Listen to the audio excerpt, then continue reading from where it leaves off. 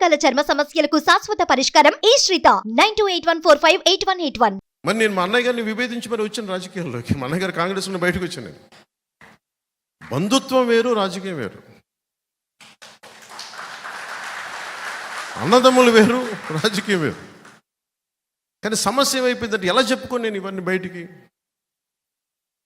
కానీ ఇట్లాగే నన్ను ప్రతిసారి అందరూ ముందరకాళ్ళకి బంధాలు వేసి వేసి వేసి వేసి నాకు నిస్సత్తు వచ్చింది. అరే ఏదైనా ఒక మంచి చేద్దామంటే దగ్గరోళ్ళే కూర్చొని ముందుకు వెళ్ళనివ్వరేంటి. కొప్పట్లో కూడా నాకు చిన్నప్పటి నుంచి తెలుసు, ఇదే పార్టీ ఇదే ఇక్కడే ఇదే క్షేత్రంలో జాయిన్ అయ్యారు ఇద్దరు కజిన్స్. ఇద్దరు నాకు ఆల్మోస్ట్ 16-17 ఏళ్ళ వయసు నుంచి తెలుసు నాకు. నేను ఇప్పుడు అప్పుడప్పుడు కొప్పరికి వెళ్ళేవాడిని, సమ్మర్స్లో వాళ్ళ ఇంట్లో ఉండేవాడిని. వాళ్ళ నర్సపూర్లో థియేటర్ కూడా ఉండేది. ఆ ఇద్దరు కజిన్స్ మధ్య కూడా ఒకరి మీద ఒకరికి పాపం వైసీపీకి వెళ్ళిపోయాడు ఆయన, మన పార్టీలో జాయిన్ అయ్యి. ఆ అబ్బాయి మన పార్టీలో ఉన్న కజిన్ మీద కేసులు పెట్టేశాడు. అరే అందరు కజిన్సే కదా, మీరు ఇంత SC/ST అట్రాసిటీ కేసు పెట్టేశాడు. ఇద్దరు కాపులే.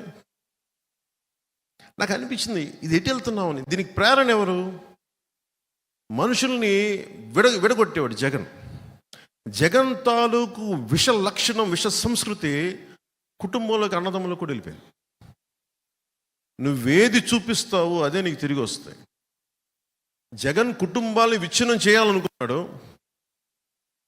అదే ఇంట్లో తిరిగి తీసుకొచ్చింది. దిస్ ఈస్ న్యూటన్స్ థర్డ్ లా.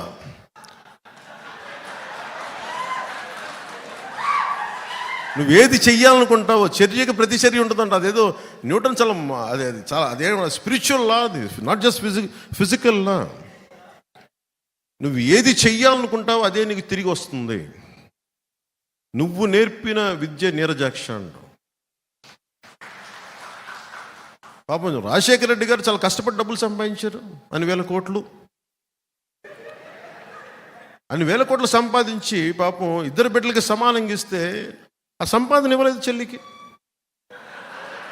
చాలా బాధ కలిగించే అంశం ఇది. పాపం సాక్షి పేపర్లో వాళ్ళకి రావాల్సిన వాటా ఉంది, ఇవ్వలేదు. భారతీయ సిమెంట్స్లో ఇవ్వాలి వాటాలు, ఇవ్వలేదు. పాపం ఆవిడ ఈ రోజున పడుతున్నాయి. ఎంత నిజం బాధ వేసింది. పాపం మరి ఇవ్వాలి కదా, సొంత చెల్లికి ఇవ్వాలి, ఇవ్వడం. సొంత చెల్లికి ఆస్తి ఇవ్వనోడు మనకి ఎలా వాటాలు పంచుతాడబ్బా? మీరు ఆలోచించండి. మాట్లాడితే భయపడతా ఉంటారు. నేను రాజకీయాలు వచ్చినప్పుడు నేను ఒకటే అనుకున్నా, నేను మంచి చేయడానికి వచ్చా. చాలామంది పెద్దలను కలుపుకెళ్తా, జ్ఞానుల్ని కలుపుకెళ్తా, మేధావుల దగ్గరికి వచ్చి తల ఉంచుతా, అనుభవజ్ఞుల దగ్గర నా శిరస్సుని వాళ్ళ పాదాల దగ్గర పెడతా.